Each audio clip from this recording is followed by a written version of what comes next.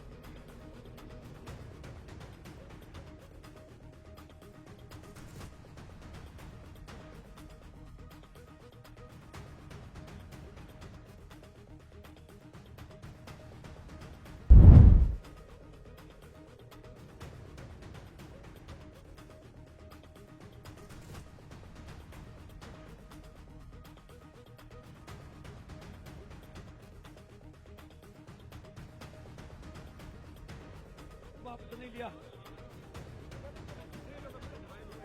6 जनों की खबर है।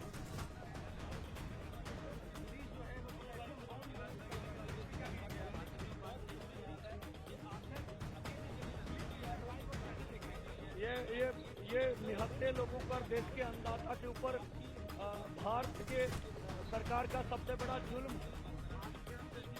आगे हम लोग मीटिंग करने के बाद पीसी करेंगे। मेरा अनुरोध है